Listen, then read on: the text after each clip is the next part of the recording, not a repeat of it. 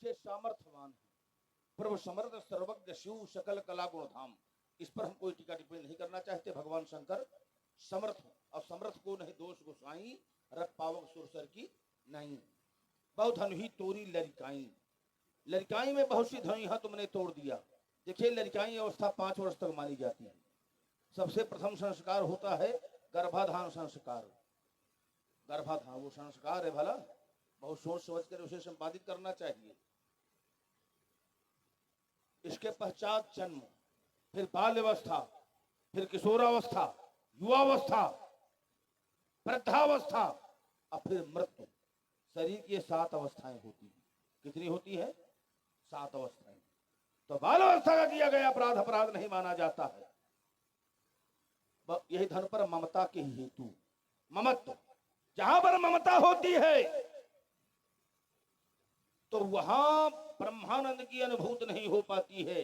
कभी अगम जिम ब्रह्म सुख अहमम मलिन जनेश, अहम ब्रह्म सुख का अनुभव करने वाले हैं। जिति पवन मन गो निरस करी, मुनि ध्यान कबहु का पावही।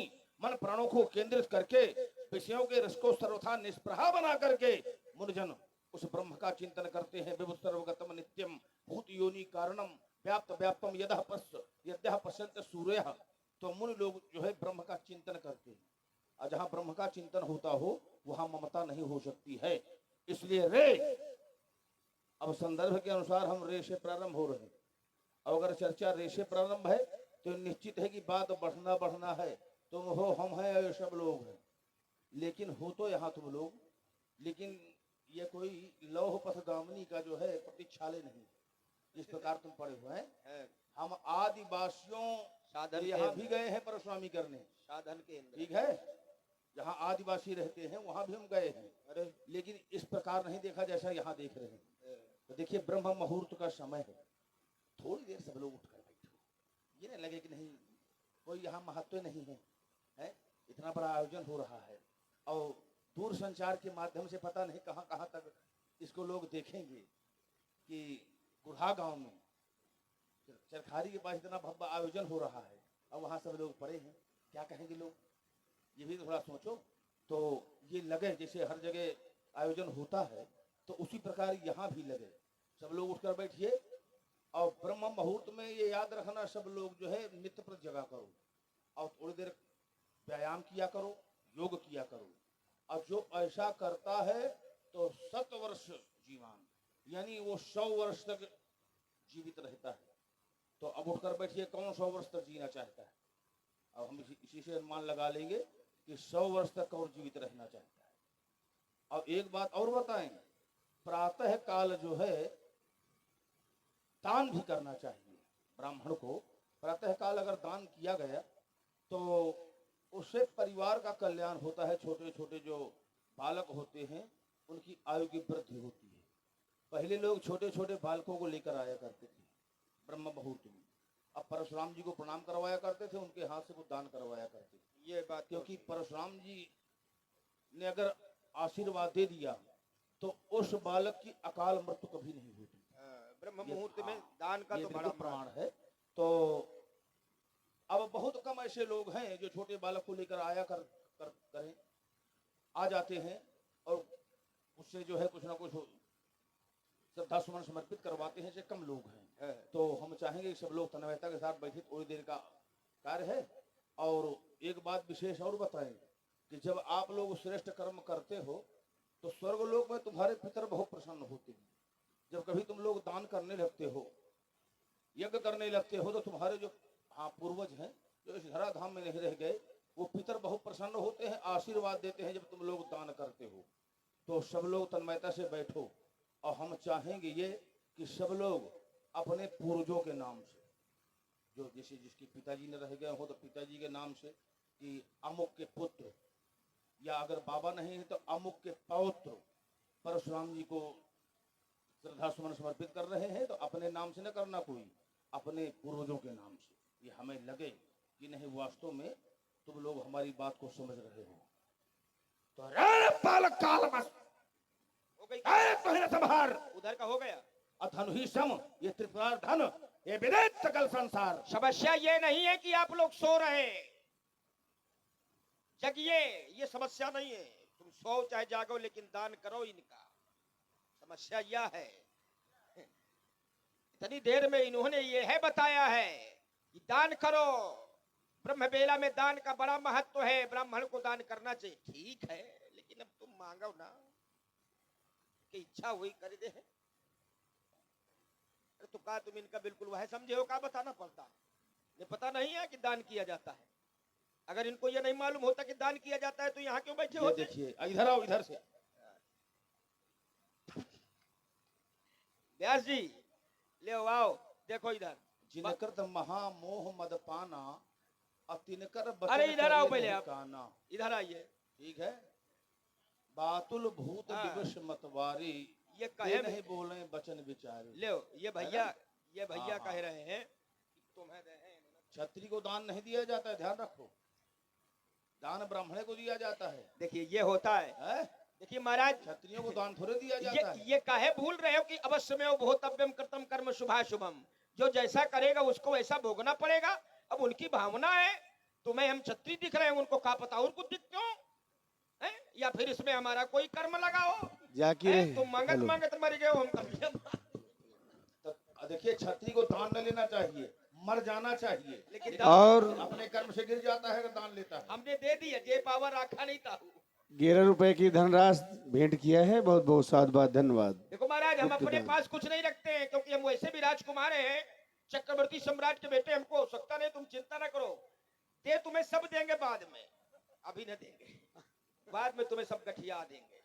देखिए महाराज, आपने कहा कि जब अनेक निर्दोषी एक दोषी का साथ देते हैं तो वो भी अपराधी हो जाते हैं। आपकी बात बढ़िया है, धनुष तोड़ने वाला आपकी दृष्टि में दोषी है, अपराधी है। चलिए, ये बात हम आपकी माने लेते हैं कि धनुष तोड़ने वाला अपराधी है, लेकिन थोड़ा विचार करो महाराज। विचार क्या करना है? विचार यह करना है कि जब कोई व्यक्ति अपराधी होता है, अपराध करता है और समाज में अपराध करता है, अगर कोई समाज में अपराध करता है तो समाज उसके साथ कैसा व्यवहार करती है? विचार करिए महाराज। तय मारे बहुत सुंदर, ये जागरूक लोग, ये कहते हैं कि इनको जानकारी नहीं। मुझे लगता है यहाँ से बढ़िया लोग कहीं है ही नहीं। बात सत्य है। अगर सामने से ऊर्जा नहीं आई है ना, कम से कम बोल तो रहे, तो हमें लग रहा है कि नहीं सुन रहे हैं। भले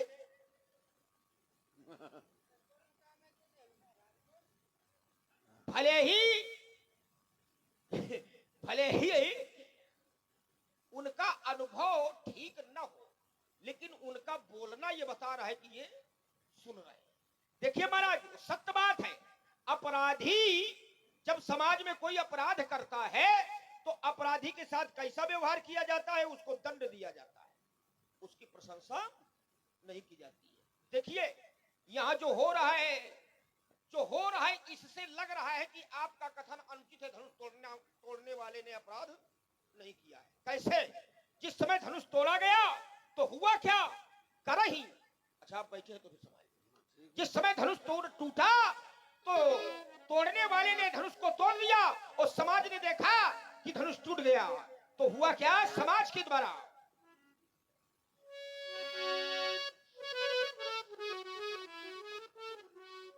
बोले करही आरती, ये पूरे नर नारी, पुर के जो नर नारी थे, जो समाज थी, वो क्या कर रही है? ये कर रही आरती पूरे नर नारी, और तेही निछावर ये बीत बिसारी। उसकी आरतियां उतारने लगे। किसने? जिसने धनुष को तोड़ा। किसने उतारी? समाज ने उतारी। आरतियां ही नहीं, आरतियां उतार रहे हैं, उसकी न्यौछावर कर रहे हैं। तो समाज में जब अपराध किया जाता है तो अपराधी की आरती नहीं उतारी जाती महाराज, उसकी न्यौछावर नहीं कोई करता है, उसको दंड मिलता है। और जब आप कहीं पहुंचेंगे, कोई प्रमाण ला के खड़ा करेंगे, तो जहां अपराध हुआ होगा तो वहां समाज ने उस अपराध का विरोध जरूर किया होगा। अगर विरोध नहीं कर पाए होंगे तो समर्थन भी नहीं किया होगा। और यहाँ समाज ने अपराधी का विरोध नहीं किया है, समर्थन किया है। धनुष तोड़ने वाले की आरती उतार करके यह प्रमाणित किया जा रहा है कि धनुष तोड़ करके अपराध नहीं किया गया है। अब आपकी दृष्टि में वो अपराधी बन रहा है, ये समझ में नहीं आ रहा है, आप उसको अपराधी कैसे कह रहे हैं? क्यों? एक प्रमाण पत्र और बता दूं महाराज। धनुष तोड़ने वाला अपराधी इसलिए नहीं है, अगर धनुष तोड़ने वाला अपराधी होता तो देखिए ब्रह्मादिक देवताओं के द्वारा कभी भी अपराधी की प्रशंसा और अपराधी की जय जयकार नहीं की गई है। विचार करिएगा, जिस समय धनुष टूटा तो मैंने देखा, क्या देखा कि ये ब्रह्मादि के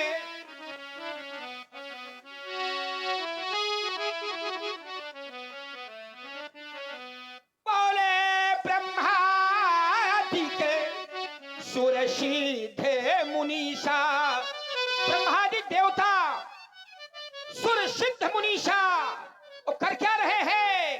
जय प्रभु ही प्रशंसा ही और देही आशीषा। प्रशंसा कर रहे हैं किसकी?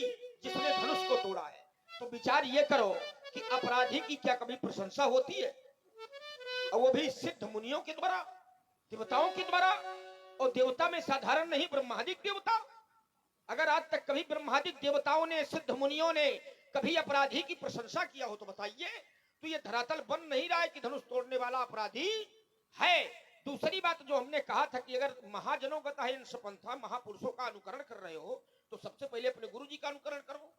उन्होंने पहले क्रोध नहीं किया, पहले शोध किया। उत्तर कर रहे हो कि वो सामर्थ्यवान है, विषय यह नहीं सामर्थ्यवान है।